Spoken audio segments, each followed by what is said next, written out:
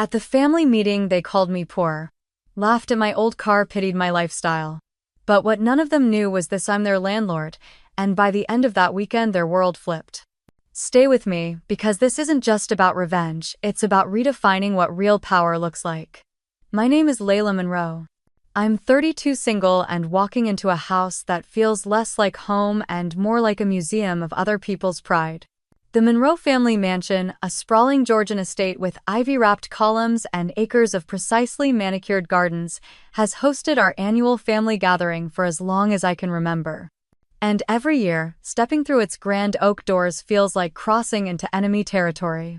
As I pull into the circular driveway in my faded decade-old Toyota Corolla, I can already feel the stares. The luxury vehicles lining the entrance shimmer in the afternoon sun: Bradley's Porsche 911, Aunt Renee's silver Tesla Model X, Uncle Philip's Bentley with custom plates. My Corolla hums softly, awkwardly, as if it too understands it doesn't belong here.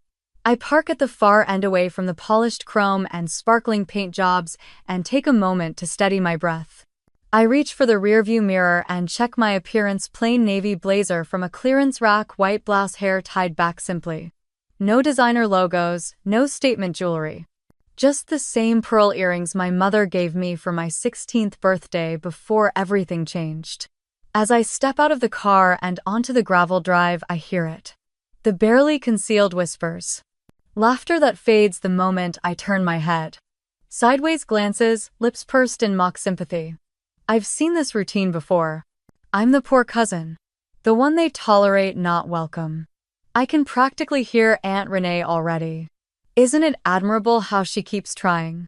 The pity cloaked in condescension is sharper than outright cruelty.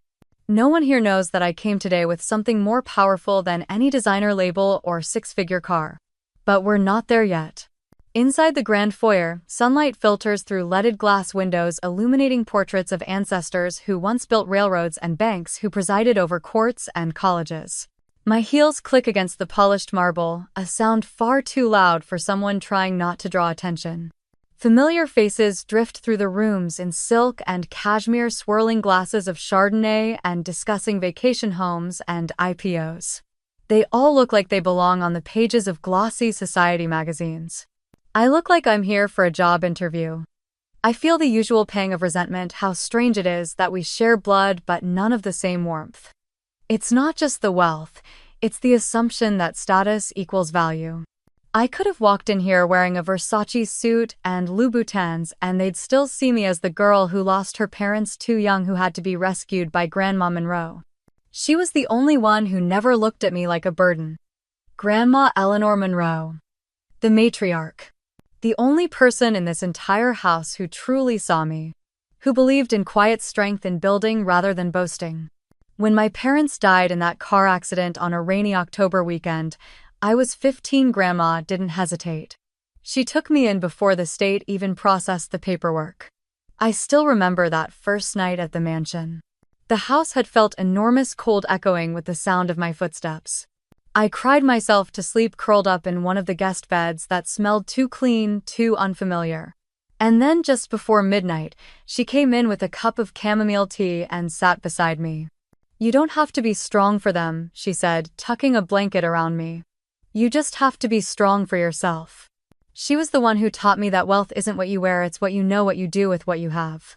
She taught me to read financial statements, to spot undervalued investments, and to ask hard questions.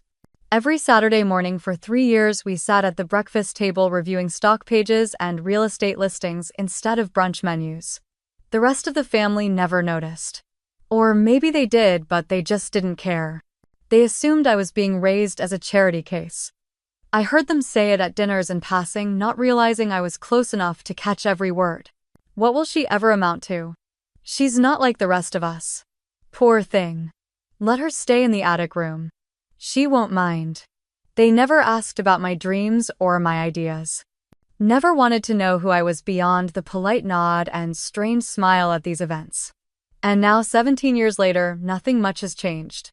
I walk past the ballroom, now transformed into a cocktail reception area, and spot Bradley Monroe, my cousin, smug as ever in a tailored blazer, whiskey in hand. He sees me and smirks. Layla, he drawls like my name is some kind of joke. You made it. Drove all the way in that little, what do you call it again? Reliable. I say with a thin smile. He chuckles and turns back to his circle of Ivy League friends. I know he doesn't remember my degree in economics or the firm I built from scratch. Because to them, I'm just the girl who grew up in grandma's spare room. The same people who ridicule my lifestyle have no idea I've spent the last 10 years building a real estate portfolio that could make their jaws drop. But I've kept it quiet, intentionally. I wanted to build something that didn't rely on the Monroe name. Something that belonged to me and to the woman who raised me right. I take the long way to my old room away from the clinking glasses and forced pleasantries. The walls are lined with gold-framed family photos, weddings, galas, holidays abroad. In most of them, I'm either not pictured or standing at the edge, cropped by proximity or indifference. My room thankfully remains untouched. Pale blue wallpaper, white furniture, the same bookshelf lined with the novels I loved as a teenager and the finance journals Grandma subscribed to in my name. The scent of lavender from an old sachet tucked into a drawer lingers faintly. I close the door behind me and sit on the edge of the bed. Here in this quiet space, I let the mask slip. The tightness in my chest eases. My jaw unclenches. I run my fingers over the notebook on the nightstand, the one Grandma gave me when I turned 16 with my initials etched in gold.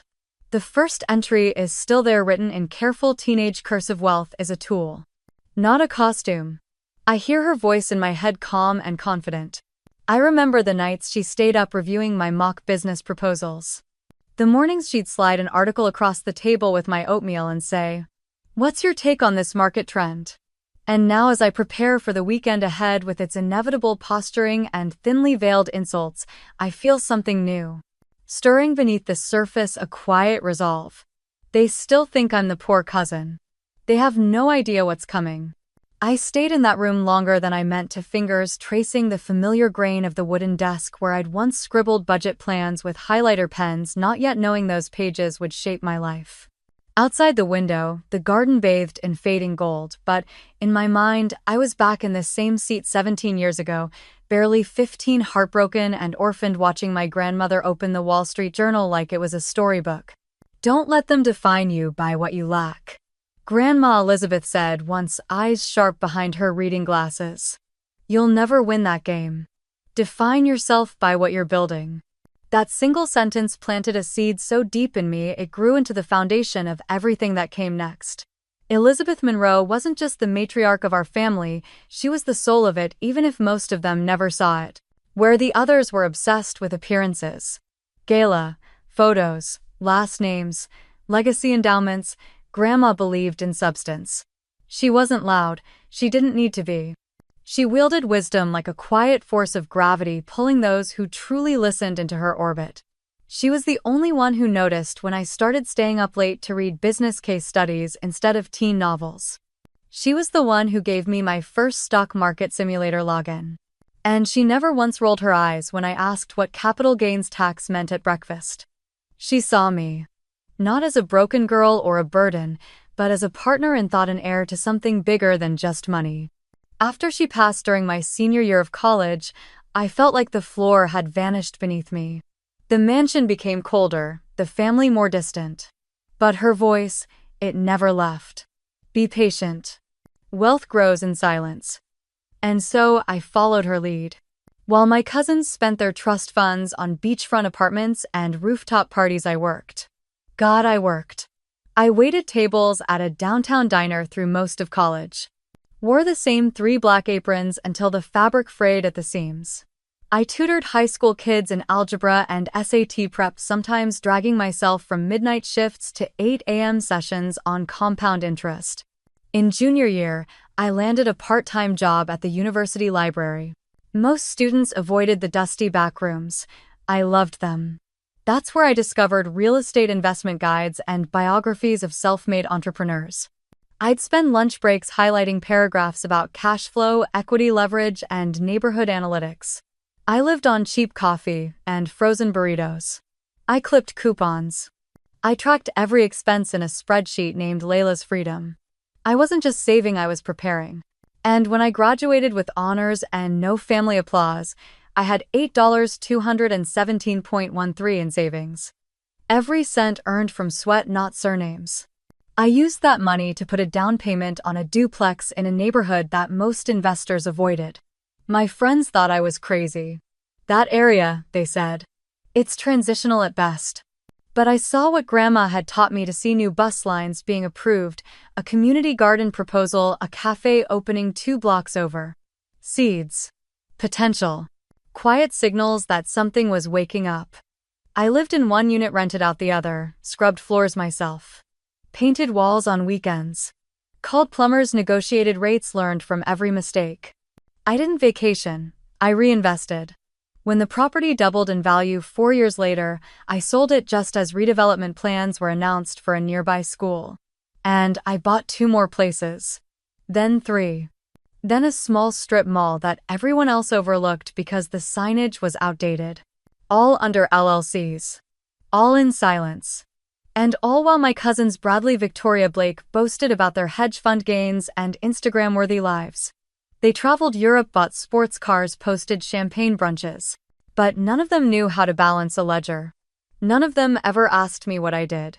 Because to them, I was still the one who used to live in the attic. Let them. I didn't need their validation. I had something better: Grandma's blueprint. Her patience. Her belief that slow growth rooted in purpose always beats flash. Still, there were nights I wished she were still around to see it. To tell me I was doing okay.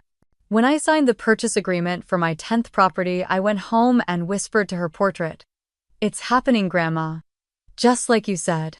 And when I bought the apartment complex, the one where Victoria and Blake now live, my hand trembled as I signed the paperwork. Not out of fear, out of pride. Because that was the moment I stopped being the poor cousin in my own mind. That was the moment I became the woman she had always known I could be. Back in the present, I rose from the desk and walked toward the bookshelf. My eyes landed on one of Grandma's favorites, The Millionaire Next Door. She once said this book should be required reading in our family, but none of them would get past the first chapter. It's not glamorous enough. She was right. For them, wealth is a costume. For me, it's a compass. As I pulled the book down and flipped through its dog-eared pages, a memory surfaced: Grandma sitting across from me at this very desk. I was 17 and furious because a boy at school had called me cheap for reusing the same dress at 2 events. She'd simply leaned in and said, "Let them mock the dress. But one day, you'll be the only girl in the room who actually owns the building." I didn't understand then. I do now. Because tomorrow I'll be sitting across from people who've spent decades judging me for my quiet choices, and they still won't see it coming. They think they know who I am. But they've only ever known my silence. Dinner that evening was exactly as Layla had expected, and somehow worse. They always chose the long table in the formal dining room where chandeliers shimmered overhead and fine china reminded everyone of the family's refined lineage. But beneath all that gloss, the air crackled with something sharper: performance. As she entered, the conversation barely paused. Victoria glanced at Layla's dress, a simple navy wrap, and smiled with polished cruelty. "Oh, you're here," she said, voice like honey over knives. "We weren't sure if the traffic on your side of town would allow you to make it." Layla took her seat without flinching. She was used to this. Being the invisible cousin. The one who didn't fit. The clink of crystal, the perfume of roasted duck and truffle oil, everything felt curated. Expensive, hollow. Across the table, Blake launched into a story about his latest weekend in Aspen. Something about bottle service and a spontaneous helicopter ride. Laughter followed, though Layla noted that not one person asked a meaningful question. They weren't really listening. Just waiting their turn to boast louder. Uncle Charles lifted his wine glass. "To the Monroe legacy, may it remain untouchable." Layla forced a smile and raised hers. It was an old toast recited like prayer. But beneath the surface, something inside her was shifting. That word untouchable felt less like pride now and more like isolation. When dessert arrived, the real show began. Aunt Serena leaned toward Layla with mock sweetness. "Darling, how is?" What was it again? Financial advising for nonprofits. Layla met her gaze evenly. "Still rewarding." We just helped a youth shelter secure housing grants for next year. Bradley snorted into his espresso. You should really think bigger. You've got the Monroe name, might as well do something with it. Layla tilted her head. Interesting. I've always felt the Monroe name should stand for something earned, not inherited. That silenced the table for a beat, then Victoria giggled nervously and changed the subject. Later, as the wine wore off and plates were cleared, Layla found herself alone in the study, the scent of old books and bourbon lingering in the air. She ran her fingers along the leather-bound spine of an accounting volume her grandmother once annotated in pencil. Her heart still stung from the evening's small humiliations, but she'd learned long ago not to let the wounds bleed on the surface. "Hey," a voice whispered from the doorway. It was Jessica. Layla turned and, for the first time all evening, her shoulders eased slightly. Jessica wasn't just a cousin, she was the only one who had ever bothered to see her. "I thought I'd find you in here," Jessica said, closing the door softly behind her. "That was rough. Victoria's claws were extra sharp tonight." Layla shrugged. "They just bounce off now." Jessica sat beside her on the window seat, pulling her knees up like they were kids again. "Listen, I need to tell you something before the others do." There was a weight in her tone. Layla braced herself. "Uncle Charles is planning to propose selling the house," Jessica said. "At the next family meeting." Layla froze. "The house?" she repeated, heart thudding. "You mean Grandma's house?" Jessica nodded. "He's already got a proposal, some luxury developer. Condos, underground parking, the whole thing." Layla stared out at the night-dark garden. The rose trellis was still there. So was the little bench where Grandma used to read to her. The idea of it being flattened for rooftop pools and concierge desks made her stomach twist. "They want to tear it down," she said flatly. Jessica hesitated. "They're calling it unlocking family value." And with the way the voting shares work, Layla finished the sentence in her head, "They won't need my consent." "But you've been coming here for years," Jessica added, voice low. "I mean, this place was more yours than anyone's after your parents died. They gave you the attic room while Blake was in boarding school." Layla exhaled slowly. "I know. I lived it." Jessica reached for her hand. "You okay?" "Honestly," Layla whispered. "Number. But I expected this." Jessica tilted her head. "You did." Layla didn't answer right away. Instead, she stood and crossed to the old oak desk by the fireplace. The same desk where Grandma had taught her how to read cash flow statements and trace market patterns in ink. "I've been preparing for something like this for a while," she said. "Not just emotionally, strategically."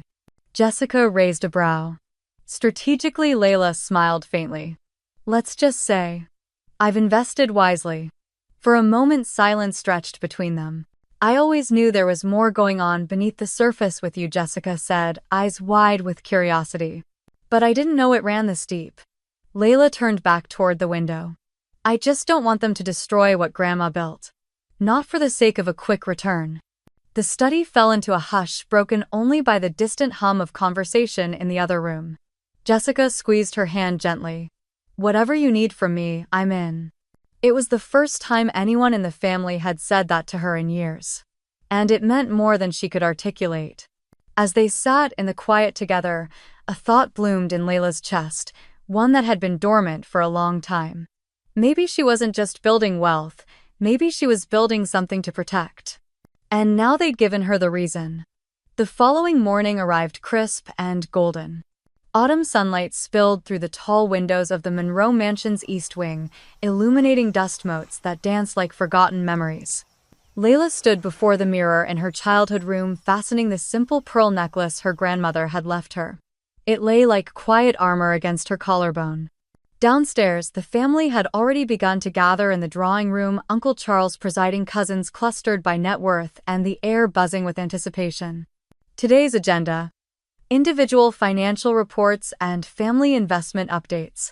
Layla entered quietly, settling into a chair near the back. As usual, no one saved her a seat. "Morning," Jessica whispered, sliding into the seat beside her. "Brace yourself." Layla offered a small nod. She was already braced. Uncle Charles cleared his throat and adjusted his cufflinks, his voice rich and commanding as ever. "We begin with our annual financial disclosures," he said, standing near a screen where graphs and bar charts awaited. Transparency breeds trust, as your grandmother always believed. Layla wondered what Elizabeth would think of the theater this had become, how every financial presentation now felt like a fashion show where assets walked the runway in the form of yachts, trust funds, and hedge portfolios. Bradley went first. As you all know, he began smugly this year. I was promoted to senior partner at the firm. My bonus alone topped $2 million, and I acquired a second property in Palm Springs, mid-century modern, obviously. There were polite nods. A few impressed murmurs. Next was Blake, who beamed as he described his third tech startup acquisition and an art installation he had commissioned in Berlin. Fully sustainable materials. They featured it in Architectural Digest. Applause followed.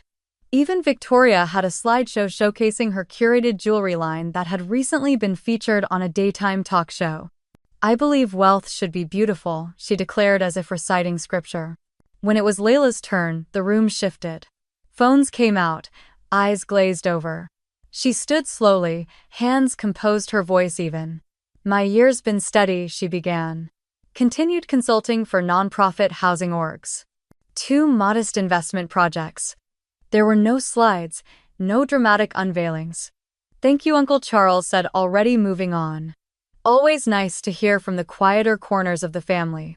Layla sat back down. Bradley chuckled. Still renting that little place downtown, right? Jessica stiffened beside her, but Layla remained still. Calm. Collected. Let them laugh. What's important, Aunt Serena interjected, her tone syrupy with false concern, is that we care for each other, even those who may not have had the same advantages. I've been thinking, Uncle Charles said thoughtfully, perhaps it's time we establish a formal family support fund for members who haven't reached financial independence. Layla blinked. Was he serious? Victoria chimed in. Oh, that's lovely. It must be so exhausting to still have to work at her age. At her age. 32. I mean, added Blake, we could allocate a stipend. Just something small. So she doesn't have to stress over little things like rent or groceries. Layla's grip on her notebook tightened. Their words landed like paper cuts, thin, precise, and accumulating. It didn't matter how composed she looked, how deliberately she dressed down or stayed quiet. To them, she was still the charity case. Still the girl who lost her parents young and never quite caught up. They didn't see the real Layla. Not the woman who rose at 5 a.m. every day to track property markets. Not the one who worked 3 jobs in college while investing her leftover scholarship money in tax-lien properties.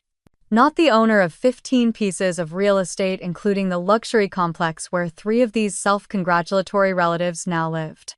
She looked across the table at Blake, sipping his espresso and complaining about his property manager. If only he knew. But Layla said nothing. Let them think she was small. It was easier that way. And more powerful. Jessica leaned close. I can't believe they're offering you a stipend like you're a, 'cause Layla finished, her voice barely above a breath. They want to fix something they don't understand. Uncle Charles smiled indulgently. We just want you to feel included, sweetheart. You've always been the sensitive one. Layla nodded once coolly. Thank you for your concern. The conversation shifted back to stock options and legacy planning. Someone mentioned vacation homes. Someone else proposed launching a Monroe family investment app because of course there had to be branding. But Layla tuned it all out. Instead, she thought of the tenant letters she'd sent last month, rent freezes for long-term residents in her newest building. She thought of the single mother on the 3rd floor who had cried when Layla offered to cover her AC repair. She thought of her portfolio diversified and growing, most of it hidden behind LLCs and managed through quiet trusts. All legal. All intentional. Her silence had always been mistaken for weakness. But she knew the truth. Invisibility was armor. And anonymity. A kind of weapon. They didn't see her. But soon they would.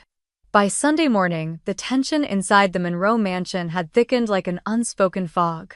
Conversations the night before had ended with stiff smiles and empty pleasantries, but everyone knew something was brewing beneath the surface. Layla had barely slept, her mind turning over every word, every glance, every strategy. She walked into the conference room with calm precision, dressed in her signature, understated style, tailored black slacks, a navy blouse, and her grandmother's pearl necklace. A silent tribute to the woman whose wisdom echoed in every decision Layla had ever made. She carried her leather portfolio close to her chest, her expression unreadable. Her heartbeat, however, was anything but calm. The room was already buzzing with chatter when she arrived. The family members who had mocked her just days ago now spoke in hushed tones about renovations, property returns, and future votes. She took a seat beside Jessica, who gave her a small nod of encouragement. "Let's get started," Richard declared, rising to his feet. "We'll begin with tenant concerns, specifically the apartment complex on Rosewood Avenue." Layla leaned back slightly in her chair, keeping her face composed.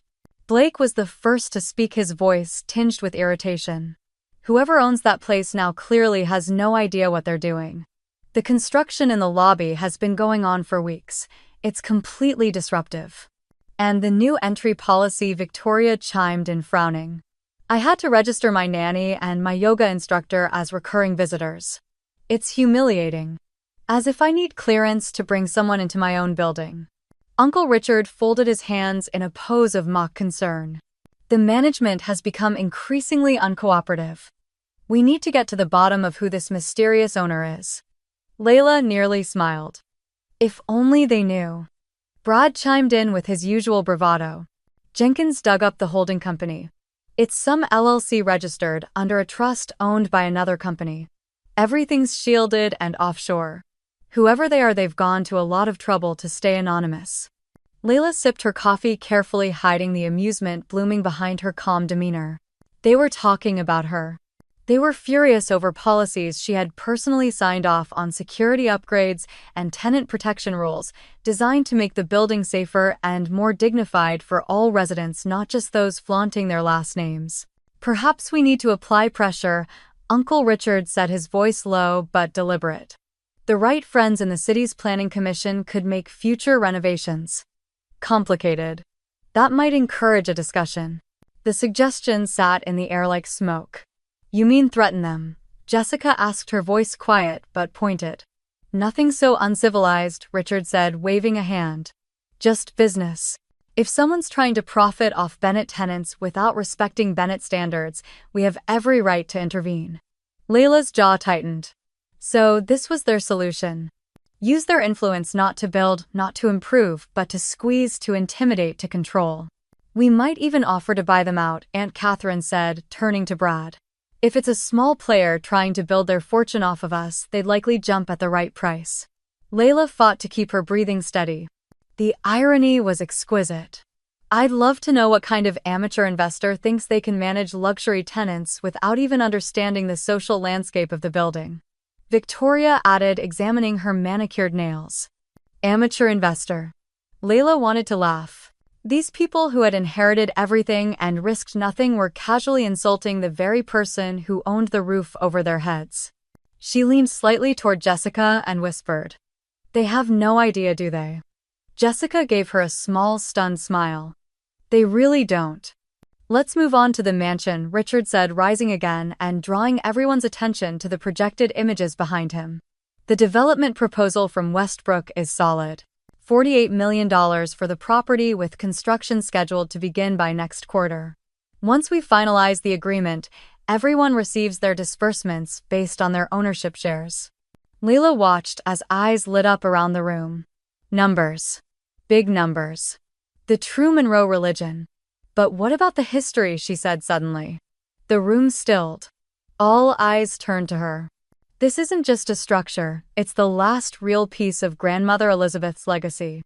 Richard blinked, visibly irritated. "Sentimentality doesn't drive returns, Layla. And legacy isn't held in brick and mortar. It's in what we do next." Layla said nothing. Yet. Jessica gave her a brief glance, something between a warning and a plea. "You don't have to do this now," her eyes seemed to say. But Layla had already made up her mind. Her silence had bought her time, but it wouldn't protect the legacy forever.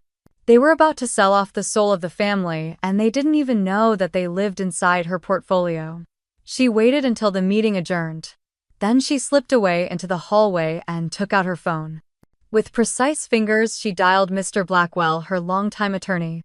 "They're preparing to pressure the owner of the Rosewood complex," she said, meaning me. His laugh on the other end was dry. "They still don't know number. But they will soon. Ready to make your move. Past ready." She hung up and returned to her room where a neatly labeled binder waited on her desk.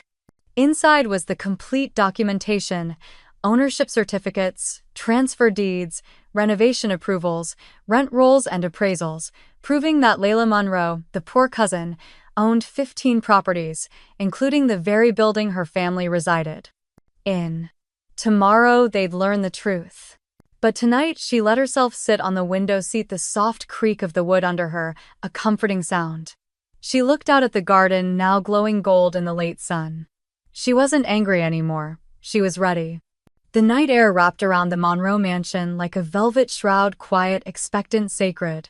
Layla sat at the antique desk in her childhood room, the same desk where Grandma Elizabeth once taught her to balance a checkbook and read between the lines of a property prospectus. The desk lamp cast a golden circle of light over the documents spread before her: ownership certificates, legal authorizations, and a single form that would set the next stage of her plan in motion. She picked up her phone and dialed Mr. Blackwell. "It's time," she said softly. He didn't ask for clarification. "Understood. We'll initiate the transfer of all holdings into the new entity, Elizabeth's Legacy Trust. Documents are ready. You just need to authorize the release with your signature. Do you want the foundation established simultaneously?" Layla closed her eyes for a beat, letting the name wash over her. Elizabeth's Legacy Trust. It wasn't just a legal entity, it was a reclamation. Of values. Of history. Of meaning. "Yes," she said. "Start everything. The foundation, the trust, the transfer of all property assets. And I want a bid ready to place on the Monroe mansion. If I can't block the sale with my voting power, I'll buy it before they can hand it over to the developers." Mr. Blackwell paused. "You're making your move then." "I'm not doing it for revenge," she said, almost to herself. "I'm doing it for her." She hung up and stared at the soft ink of her grandmother's signature on an old letter she kept framed above the desk.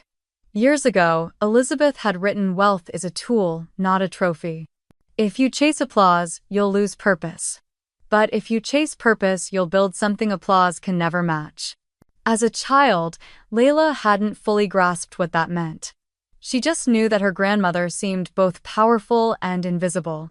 She never tried to outshine the men in the room, but somehow the room always quieted when she spoke. Now, as an adult with nearly $75 million in assets spread across 15 properties, Layla finally understood silence could be strength, modesty could be strategy. Legacy didn't shout, it endured. She gathered the transfer documents, signed each one with deliberate care, and slipped them into the courier envelope Mr. Blackwell had arranged to be picked up at dawn. As she pressed the seal closed, a strange feeling settled over her, not anxiety, not pride. Something older. More elemental. This isn't about showing them who I am. It's about showing up for who she was. She rose and moved to the window seat, where moonlight spilled across the floor like silver silk. Outside, the rose garden glowed in ghostly bloom. The same garden where Grandma once knelt, sleeves rolled up, dirt under her nails, teaching Layla how to prune the dead buds so the new ones could grow. Back then, she had no idea those pruning lessons were about more than flowers. "Everything has a cycle," Elizabeth had said. "Even legacy. You either protect it or it withers. And when you protect it right, it blooms long after you're gone." The plan had been forming for years in the quiet corners of Layla's mind, even before she'd known she would need it. The dream of a foundation that would provide financial education for women, affordable housing programs for low-income families, and community workshops in neighborhoods no one else invested in. A place where the Monroe name wouldn't be synonymous with wealth, but with wisdom, justice, and integrity. She had already begun acquiring the surrounding lots near the mansion's property, anticipating the resistance. But now, with the trust formed and with her voting shares consolidated, she had more than leverage, she had purpose. That purpose didn't need to be loud. It didn't need champagne toasts or magazine profiles or staged ribbon cuttings. It just needed space. And people. And time. And maybe this house, This house that had once held the woman who taught her the value of silent power could hold something bigger than just family tradition. It could become a headquarters. A heartbeat. Elizabeth's Legacy Foundation. It would preserve the architecture. Keep the garden. Turn the drawing room into a learning center. The second floor into an incubator for women-owned businesses. The attic into archival space for family and community history. It would be her way of honoring everything her grandmother had ever whispered behind closed doors away from the gold-plated arrogance of the rest of the family. Layla pressed her fingers to the glass, her eyes stinging. She wasn't crying. Not exactly. It was something else, gratitude threaded with grief. She whispered aloud into the quiet room. You saw me when no one else did. You believed in me when I barely knew who I was. And now I get to make sure the world remembers who you were, not because you demanded it, but because you deserved it. A rustle behind her made her turn. Jessica stood at the door holding 2 mugs of tea. You weren't in bed, so I figured, she said softly, offering a cup. Layla smiled. Chamomile. With honey. Don't say I never learned anything from Aunt Teresa. They sat together in the moonlight, 2 women connected not by status but by understanding. I always thought you were quietly brilliant, Jessica said after a long silence. But I didn't realize just how much you were carrying alone. I wasn't alone, Layla said. I had Grandma. And I had a plan. Jessica sipped her tea, watching Layla with new eyes. You're not just blocking their sale, are you? Layla shook her head. I'm buying it, and I'm turning it into a foundation in her name. Jessica's eyes shimmered. That's beautiful. She once told me that wealth wasn't about what you could afford to buy, Layla said. It was about what you could afford to build. For others. For tomorrow. A long silence passed. The garden outside rustled in the breeze like it was applauding in whispers. You know what she'd say if she were here right now, Jessica asked. Layla shook her head. She'd say, well done, darling. Now let's get to work. Layla's heels clicked softly against the polished wood as she stepped into the grand salon at precisely 9:00 a.m. This was the final day of the annual Monroe Family Conference, historically reserved for signing decisions already rigged by those holding power. But this year, the ending would be written by someone they'd never seen coming. The long table gleamed under the chandeliers, flanked by family members whose bloodlines ran as deep as their bank accounts. Uncle Gregory, ever the ringmaster, stood at the head in his signature navy blazer and smug certainty. We're gathered today to finalize the sale of the Monroe estate, he announced with flourish. And to review final votes on the proposal. Whispers fluttered around the room like moths drawn to a fire. Layla spotted Brad texting under the table, Victoria reapplying lipstick, and Aunt Melanie eyeing her as if already tallying inheritance numbers. Before Gregory could continue, Layla stood. If I may, she said, calm but firm, I'd like to present a brief update before any documents are signed. Gregory blinked. Layla, we're on a tight schedule. Perhaps we can. It will only take a moment. Her voice was steady. But I think it's time we have a complete picture before making permanent decisions. Something about her tone, the certainty, the lack of apology made even the room's oxygen pause. Gregory gestured stiffly. Proceed. Layla walked to the front, placing a leather portfolio down with deliberate grace. From it, she pulled a single sheet of paper and handed it to the assistant beside the projector. This, she said, is my current financial overview. The screen flickered. Then a spreadsheet appeared, clean, precise, undeniable. It detailed 15 properties across 6 cities, 3 commercial holdings, and a net worth just over $73 million. Silence fell like a thunderclap. Brad choked on his coffee. Victoria's lipstick froze mid-glide. Aunt Melanie actually dropped her pen. Gregory squinted. There must be a mistake. There's no mistake. Layla said, her voice clear and cool as spring water. Well, you've spent the last decade assuming I was scraping by. I've been building quietly, carefully, and independently. And yes, that includes ownership of the apartment complex where several of you reside. She handed another folder to Gregory. He opened it, his face draining of color as he scanned the official deed. That's Horizon Holdings, he asked, voice dry. Owned by Summit Investments, Layla confirmed. Which is a holding structure under Elizabeth's Legacy Trust. The name landed like a gavel strike. Jessica sat upright, pride glowing across her face. The rest of the family stunned into breathless disbelief. Layla took a breath. "You've called me the poor cousin. You've dismissed my voice because I don't show my worth through flashy purchases or last names on plaques. But here's the truth, I've honored Grandma Elizabeth's values more faithfully than anyone in this room." She let that sit for a beat. She believed that wealth should serve, not rule. That legacy is built in silence, not selfies. And that power doesn't need an audience, it needs integrity. Brad leaned forward, disbelief painted across his features. You live in a shoebox apartment. You drive a Toyota," she finished for him. "By choice. Because I invest in what lasts. Not what sparkles." Gregory's voice cut through the air, brittle and defensive. "Layla, this is impressive certainly. But you must understand the vote has already been structured." She interrupted him gently. "Which brings me to my final document." She pulled out a crisp legal file and placed it squarely before him. "This is the ownership transfer of all my assets into Elizabeth's legacy trust. And as of this morning, that trust now holds 35% of voting rights in Monroe Family Holdings." The room gasped. Gregory's hand trembled slightly as he opened the folder. "I now hold enough to block any major decision," Layla said. "Including the sale of this estate. You planned this." Aunt Melanie breathed, eyes narrowing. "I protected it," Layla replied. "From all of you." She turned to face the family fully, her voice softening but losing none of its force. "For years you saw what you wanted to see, a charity case, an underachiever. A woman who hadn't fulfilled her potential. But what you never bothered to see was me. The woman who learned in silence. Who built without applause. Who carried Grandma's vision forward while the rest of you traded it in for prestige and property lines." Jessica's eyes welled. She whispered, "They see you now." Layla looked around the room, truly looked, not with defensiveness, not with a need to prove, but with calm command. "To be clear," she said, "I have no interest in revenge, but I have every interest in stewardship. The Monroe Mansion will not be sold.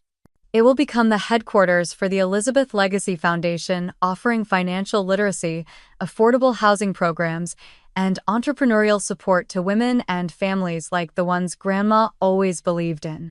Gregory cleared his throat, clearly flailing for footing. "This isn't how things are done, Layla." "Exactly," she said quietly. "That's why it needed to change."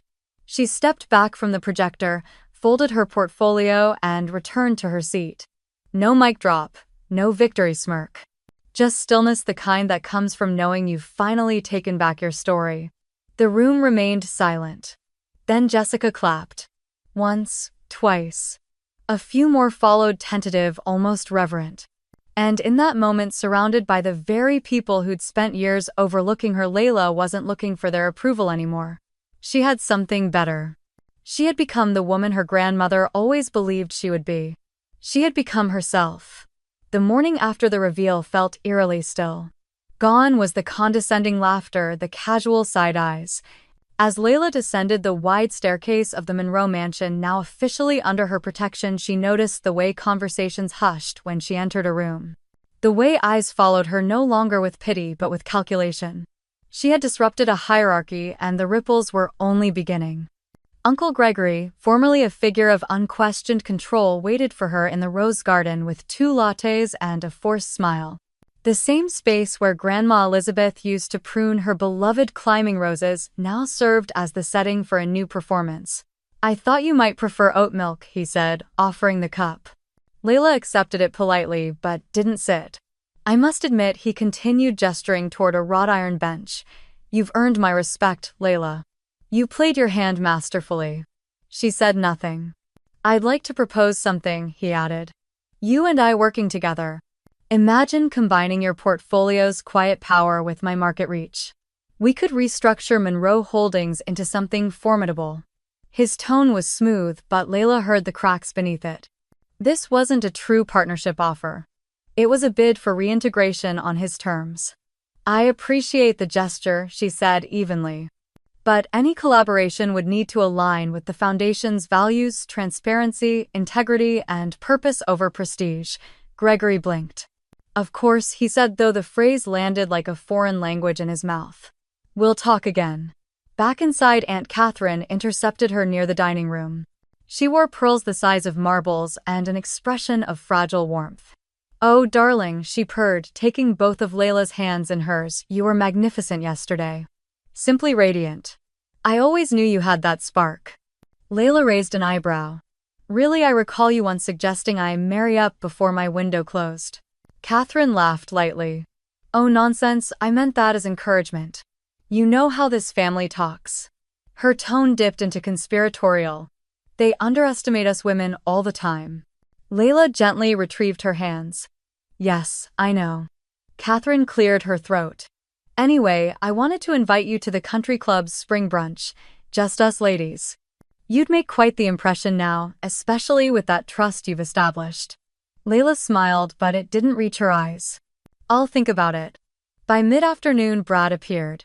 Sheepish wasn't a look he wore well, but he tried. Hey, 'cause he began casually leaning against the veranda column. So, that was a wild curveball, huh? Something like that. I've been thinking, he continued. My team is looking to expand into mixed-use developments. Your insight into emerging neighborhoods would be valuable. We could collaborate. I mean, you obviously know your stuff. Layla tilted her head. Brad, last week you said I needed a man to explain basic real estate to me. He winced. Yeah. That was dumb. To be fair, she said, voice, even you weren't wrong about one thing. I do understand real estate better than most people here. Brad laughed awkwardly, then quickly sobered. You're not gonna just shut us out, are you? She didn't answer directly. I believe in legacy. But I don't believe in rescuing people from their own arrogance. He looked away. By evening, Layla sat alone in the library, the same place where yesterday's seismic shift had occurred. She watched the fire flicker in the hearth and considered the irony. The very moment they finally saw her, she had to begin deciding who was still worth seeing in return. A soft knock. Jessica stepped inside carrying 2 mugs of tea. Peace offering, she said with a smile. You never needed one, Layla replied. They sat by the fire like they had as children when the world felt less cruel and more full of questions. They're scared of you now, Jessica said after a while. They should be, Layla answered. But not for the reasons they think. Jessica nodded. I was proud of you, you know.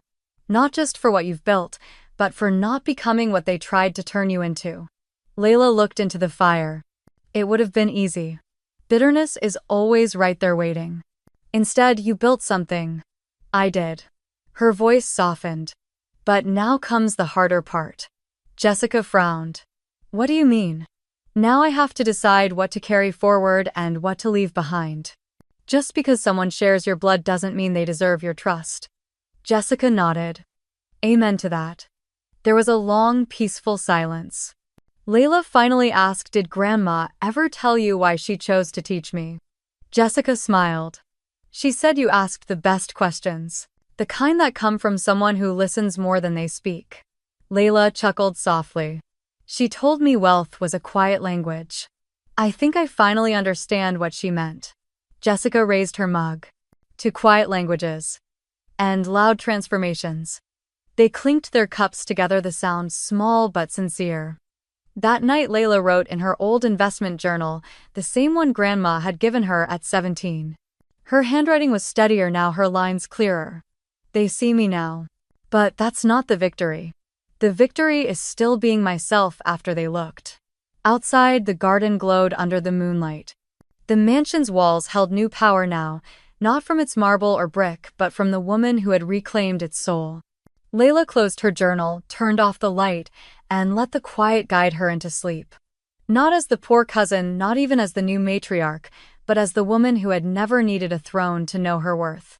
The sun broke gently over the Monroe estate, casting warm light across the newly polished brass plaque affixed to the front gate, the Elizabeth Foundation. In honor of quiet strength and those who sow in silence. Layla stood just behind the rose trellis, a clipboard in hand, watching volunteers hang soft white banners along the porch railings. Where once marble lions stood guard over a private dynasty, now rows of folding chairs faced a small stage, adorned with simple lavender and cream flowers. It had been 8 months since the vote. Since the unveiling. Since Layla reclaimed not just the mansion but the meaning of the Monroe name, and today was the opening ceremony. The estate had not been gutted as the developers once planned. It had been gently, intentionally transformed. The ballroom now housed a community co-working space for women-led startups. The West Wing had been turned into classrooms offering free workshops on financial literacy, real estate investing, and small business operations. Upstairs, a converted reading room served as a mentorship lounge where high school girls from underserved neighborhoods met with local entrepreneurs. And outside in the place Grandma Elizabeth loved most, the rose garden had returned to full bloom. Dozens of rose varieties, some of them grown from cuttings Layla had secretly preserved years earlier, now flourished in geometric beds, each named after a principle Elizabeth had once taught her patience. Clarity, dignity, resilience. Layla gently brushed a petal with her fingertips, inhaling the familiar scent. "You'd be proud," she whispered. Across the garden, guests had begun to arrive. Some were familiar old family friends, community partners, tenants from Layla's properties.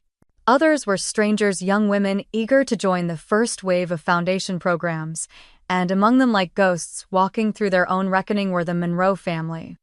Gregory wore a forced smile. Catherine clutched a designer bag like armor. Brad fidgeted near the refreshment table, clearly unsure of how to behave when he wasn't the loudest voice in the room. Jessica walked up beside Layla, offering her a coffee. "They came. They're curious," Layla said. "And maybe, just maybe, a few of them are beginning to understand." Jessica glanced at the plaque. "Even if they don't, this place speaks for itself." Layla nodded. "It doesn't need to be loud. It just needs to stand." Soon the ceremony began. A local city councilwoman gave a heartfelt speech.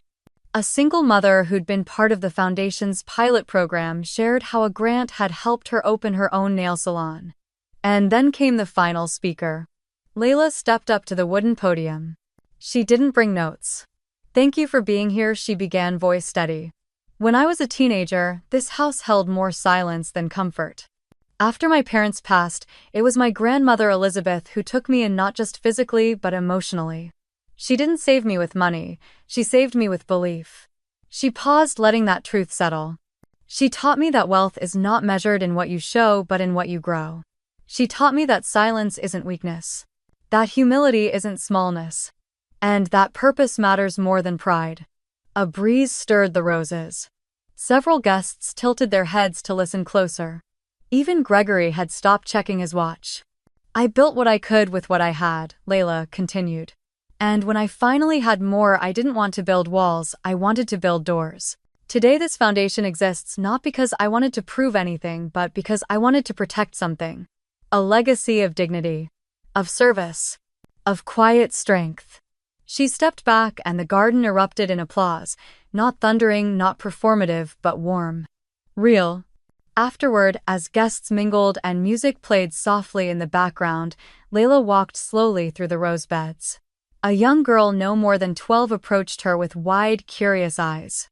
"Are you the one who made all this happen?" Layla knelt slightly so they were eye level. "I helped. But a lot of people worked hard to make it real." The girl looked around. "It's really pretty. It feels like it's for everyone." Layla smiled. "That's because it is." Jessica watched from a distance, her expression glowing with quiet pride. Nearby, Catherine and Gregory exchanged whispers. Brad hovered near a display on real estate mentorship, pretending to read, and yet, despite everything, Layla felt no anger. Just clarity. She had already chosen who she would walk forward with, and who she would wave to kindly as they remained behind. Later that evening, after the last guest had gone and the cleanup crew was sweeping away programs and cups, Layla stepped out onto the porch. Her car, still the same old Toyota, waited at the curb. The same apartment awaited her downtown. She could have moved anywhere, bought anything. But she didn't need to. Her life wasn't missing anything. She had her work, her community, her purpose. And most importantly, she had her freedom. Freedom to live simply without explanation. Freedom to succeed without showmanship. Freedom to walk into a room and not need to prove a damn thing. She slid into the driver's seat, started the engine, and let her fingers rest on the steering wheel a moment before pulling away from the gates of the mansion-turned foundation. As she turned onto the main road, she glanced once more into the rearview mirror, not to look back with longing but to honor where it all began. Elizabeth's garden still glowed in the evening light. And Layla was going home. The afternoon light filtered gently through the rose-lace trellis, painting the stone path in shades of gold and pink. The garden was quiet now. The event was over. The guests had gone home. Only the flowers remained whispering in the wind, just as they always had. Layla sat on the wooden bench tucked beneath her grandmother's favorite archway. Her shoes were off, her tea was warm, and her lap held a single time-worn envelope. On its front, "For Layla, when the garden is yours." Martha had found it by accident tucked in the back of an old gardening book in the attic, fragile, nearly forgotten. "Your grandmother wanted you to find this," she'd said simply. Not a moment earlier. Layla ran her fingers along the envelope's edge. Her heart beat slowly, deliberately. She opened it. "My dearest Layla, if you are reading this, then the roses are blooming under your care. I'm not surprised. You always listened, always looked deeper. While others chased titles and applause, you grew truth. You were never meant to shine the way they do, Layla. You were meant to light the soil. They may never understand your kind of strength. Let them. True legacy isn't measured in marble or millions. It's measured in how you make people feel safe to grow. I never doubted that one day this garden, this legacy would be yours. With all the love I've ever known, Grandma E." Layla pressed the letter to her chest. Her eyes welled, but she didn't cry. Not out of sadness, not even joy. It was recognition of everything she had carried for so long silently. Of everything her grandmother had seen in her from the beginning. Behind her, the mansion, now Elizabeth Foundation, stood not as a monument to wealth but to meaning. The ballroom had become a co-working space for women-led ventures. The parlor a classroom, the second floor an entrepreneurship hub. And the old reading room. A sanctuary for young girls to dream without apology. And the roses. Oh, the roses bloomed as if they knew they had a second life to protect. Family had returned that day too. Gregory stiff in a suit 2 decades behind the times. Catherine still posing with practiced grace. Brad shifting from foot to foot trying to look like he belonged. But only one person truly did. Jessica. They had sat on the same bench together earlier, sipping tea in silence, watching young girls laugh as they tried planting their first rose bushes. Jessica had whispered, "This is exactly what Grandma meant. You made it real." And Layla had only smiled. Not with pride, but with peace. Later that night, after the cleanup crews finished, Layla returned alone to the recording room inside the house. A single camera stood waiting, streaming quietly for the Foundation's online supporters. She sat at the old desk once belonging to her grandmother, opened her leather-bound journal, and began to write. "They see me now. But that's not the victory. The victory is still being myself." After they looked. She paused. Then looked up at the camera. Her voice was soft, measured, clear. "Everyone asks what success looks like. For a while I thought it meant being noticed, being chosen, being invited in. But now I know better." She gently unfolded her grandmother's letter and held it in her hands. "Real success is the freedom to live by your own values even when no one's clapping. To build something meaningful even when no one understands. To grow your own garden even when all they give you is stone." She leaned forward slightly as if speaking directly to someone just like her. Someone still unseen. Layla didn't need applause to feel powerful. She didn't need luxury to feel rich. All she needed was the quiet certainty that she had lived true to her values. In a world obsessed with image, she became a mirror reflecting something deeper. Something real. And as the sun set over Elizabeth's roses, the legacy she carried no longer needed to be proven. It had already begun blooming through every life she touched, because true legacy, it doesn't ask to be remembered. It simply refuses to be forgotten. A long pause.